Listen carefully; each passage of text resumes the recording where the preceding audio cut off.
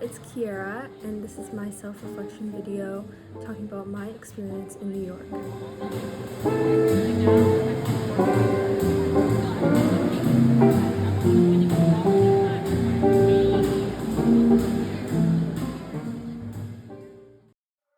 A little bit of background: I was born in Manhattan and I lived in Brooklyn for about 18 months before moving and eventually growing up in Vancouver, Canada. At the time, my parents had also lived in Brooklyn for around 7 years. Having been born in New York City and having my parents constantly tell me stories about what it was like to live back there, since childhood I've always felt this urge to return to the city. And now that I've grown and taken up a career down fashion, New York has become an especially important goal for me.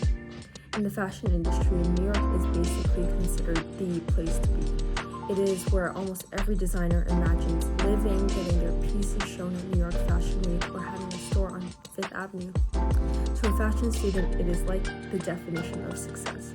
Between my own past history in the city and the goals that I had envisioned for myself in the future, this trip to New York was a highly anticipated reunion and the introduction that I had been waiting for my entire life.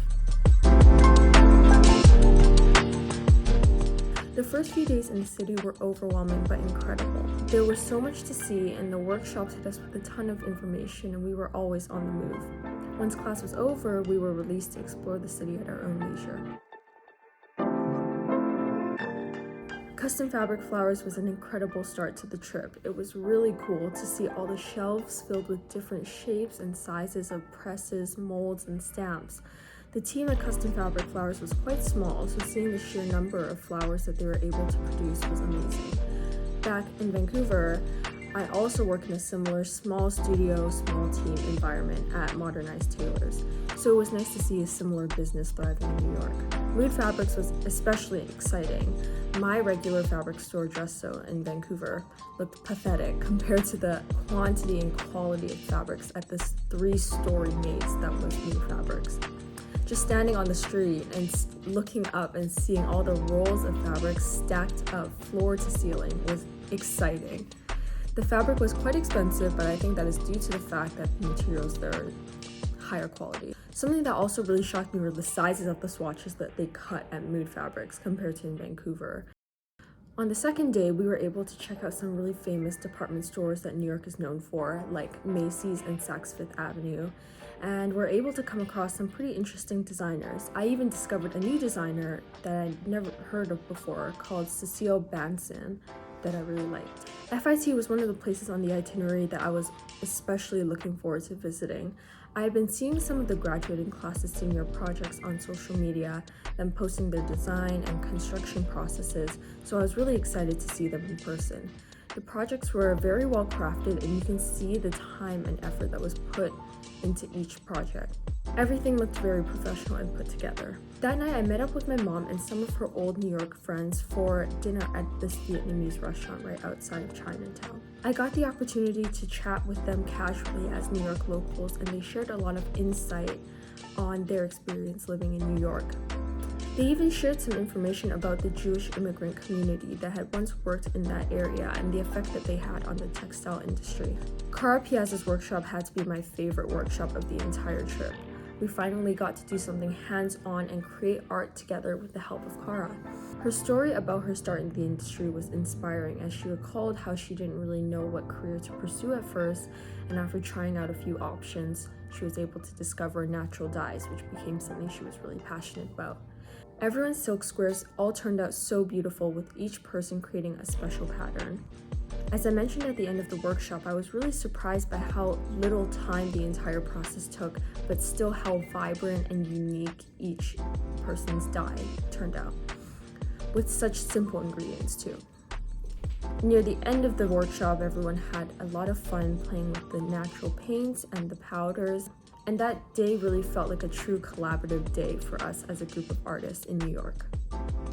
On my free day, I decided to visit the Japan Society, a Japanese cultural center in East Midtown.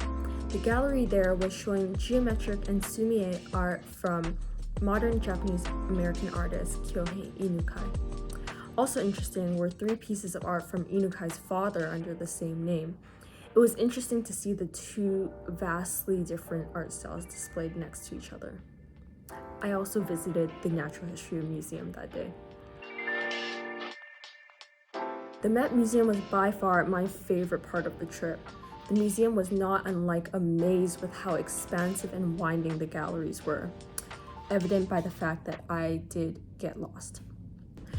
At the Karl Lagerfeld exhibit, I kept turning corners expecting the displays to end and they just wouldn't stop. After walking around, I sat for a while in front of the big video playing at the front of the exhibit showing Karl's sketching process.